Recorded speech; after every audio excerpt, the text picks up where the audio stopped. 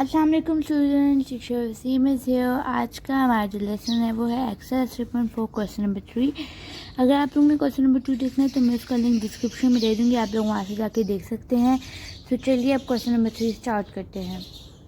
सबसे पहले मैं आप लोगों को क्वेश्चन में भी करके दिखा देती हूँ, पढ़ के दिखा देती हूँ, ताकि आप लोग को समझ आ जाए कि इस क्वेश्चन में बोल क्या रहे हैं। अच्छा जी, हमारे पास क्वेश्चन नंबर 3 यहाँ है। अब यहाँ क्या बोल रहे हैं कि the formula P is equal to 95 की power -2 divided by 10 applies to the demand of a product where Q is number of units and P is the price of 1 unit. How many units will demanded if the price is rupees 18? अच्छा, अब इस question में basically क्या बोल रहे हैं, उन्होंने एक फार्मूला दे दिया, जैसे ऊपर दे दिया था, उसके अंदर कह रहे हैं कि हमने अब क्या फाइंड करना है, हमने नंबर ऑफ़ यूनिट्स फाइंड करने हैं। नंबर ऑफ़ यूनिट्स मतलब पी फाइंड करना, क्यू फाइंड करना है। क्या कह रहे थे कि क्यू नंबर ऑफ़ यूनिट्स है और पी हमारे पास क्या है, प्राइस है 1 यूनिट की। अब हमारे पास नंबर ऑफ़ यूनिट्स नहीं है, हमने नंबर ऑफ़ यूनिट्स फाइंड करने हैं। सो अब वो कैसे फाइंड करेंगे, वो अभी हम इस क्वेश्चन में फाइंड करेंगे। अच्छा, अब मैं आप लोग को लिख के दिखा देती हूँ कि इस क्वेश्चन में बेसिकली क्या लिखना है। सबसे पहले हमारे पास फॉर्मूला क्या था, फॉर्मूला था हमारे पास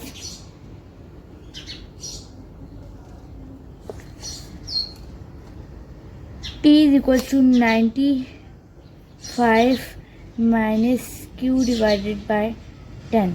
ये हमारे पास फार्मूला था। अब इस फार्मूले में हम लोग अब क्या करेंगे, सबसे पहले हम लोग लिखेंगे P is equal to 18। P का मतलब प्राइस हमारे पास 18 रुपीज़ थी। क्या थी, 18 रुपीज़ थी। अब यहाँ देखें, यहाँ थोड़ी कॉमन सेंस हमें यूज़ करनी पड़ेगी।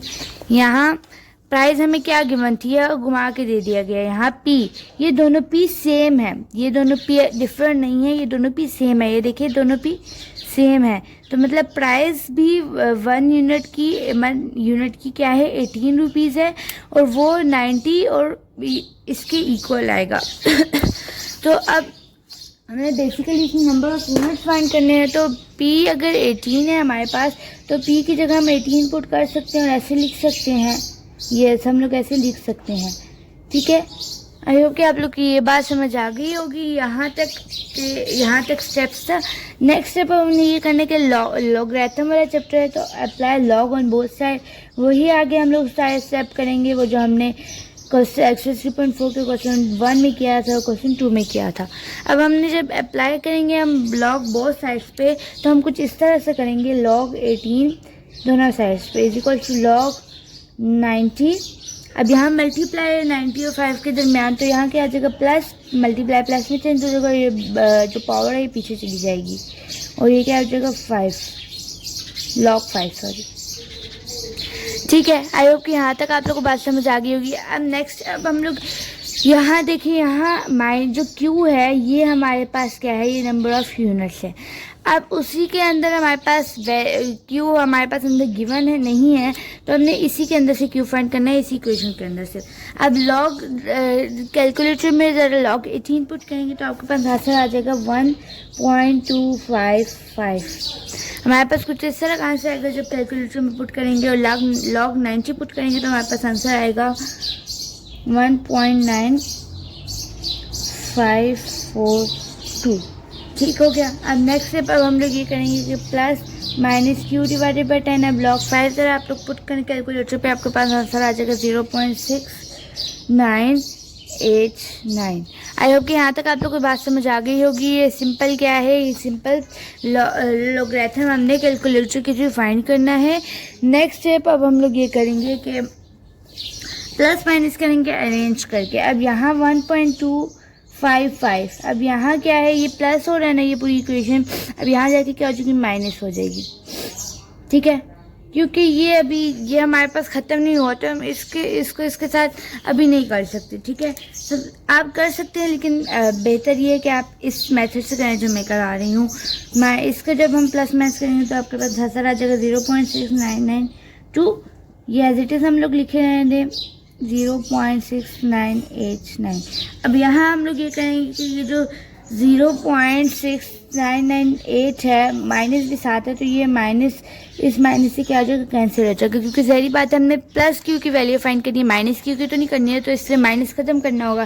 तो हमने यहाँ माइनस क्या कर दिया, ख़त्म कर दिया।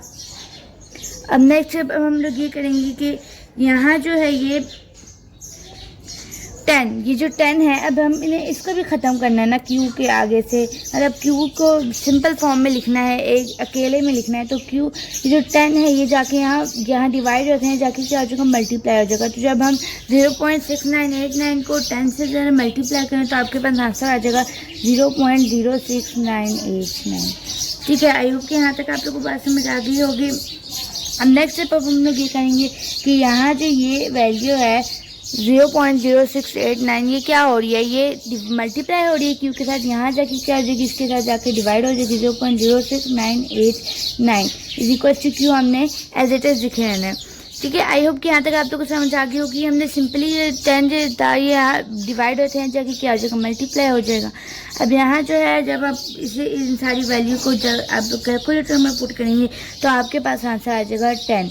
आगे पॉइंट में भी आएगा, लेकिन आप लोग 10 ही आंसर है। अब हमारे पास इसका क्या मतलब है कि क्यू की क्या वैल्यू आ गई है, Q is equal to Q क्या था हमारे पास, नंबर ऑफ यूनिट्स, तो Q is equal to 10 units, मतलब हमारे पास 10 यूनिट्स हैं।